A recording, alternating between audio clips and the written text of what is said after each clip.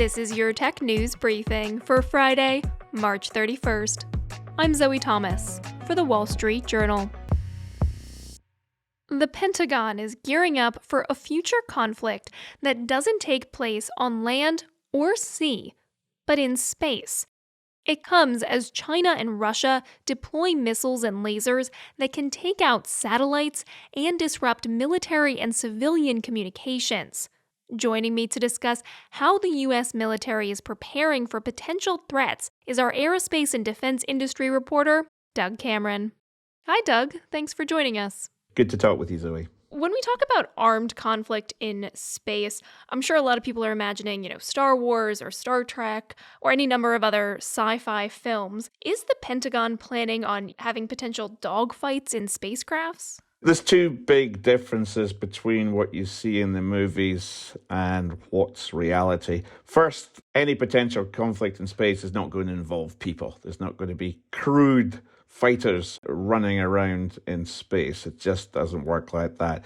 Secondly, you just can't sneak up on people. You're traveling so fast, the physics, orbital mechanics for the physics majors, you just can't do that. So no dogfights in terms of people chasing each other at close quarters. You have to kind of be sneaky. You have to plan. It takes a lot of fuel, a lot of time to get one satellite with no crew close to another satellite with no crew. So that's the big difference between reality and the movies.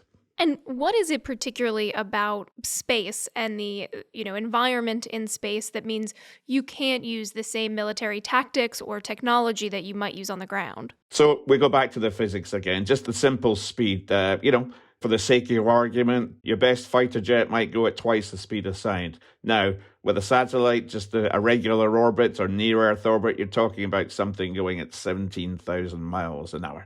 So the time to act is much limited. And what that does in space, it gives the advantage. If you think of being on the ground in a trench, you can't dig trenches in space. So just from a tactics point of view, the attacker has the advantage because wherever they're going to come at you, they're going to come at you with great speed. So that is probably the big difference. Attackers have the advantage. So tell us a little bit about the U.S. military's plan. What branch, for instance, is dealing with this? Well, this is all down to the Space Force, which was established in 2019. It'd been talked about as a way to kind of focus attention on the developing threats in space. So it was carved out of the Air Force.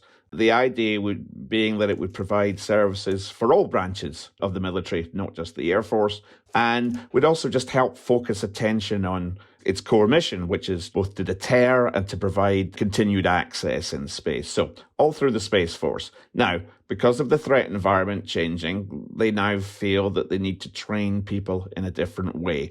Although it's difficult to attack people and it's difficult to defend things in space, you still need to learn how to do it. So what they're going to do is to invest in simulators. Just think of it like an aircraft simulator in some way. It's much cheaper to train on that than to train on the limited amount of satellites that are up there already doing operations.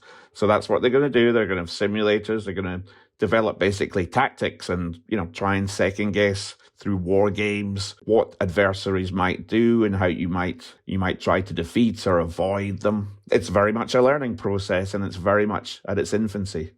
What kind of funding are they getting to do this? Well, the Space Force has got a big old budget now. The request this year is something like $30 billion. Now, remember, that's out of $800 billion for the US military as a whole.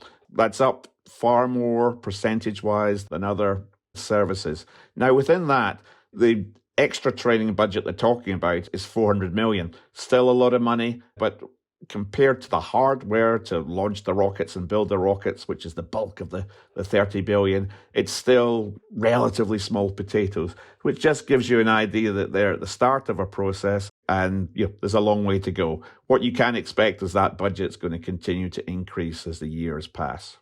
Can you describe the kinds of weapons they're developing to engage in a possible military conflict in space? Two simple subsets, things that go bang and things that don't go bang. In terms of things that go bang, you can talk about potentially lasers in space, which can blind or disable another spacecraft. There's work that's been going on where a satellite can have like an arm or a grappling hook, which in theory can go up to another satellite and pull it out of orbit. So these are what they would call kinetic capabilities. And you could add to that missiles, which are actually shot from the ground to blow up a satellite. Russia did that in a test on one of its own satellites some years ago. The problem with that is it creates a whole lot of space debris, which is a challenge for everybody because everybody has to orbit in the same space.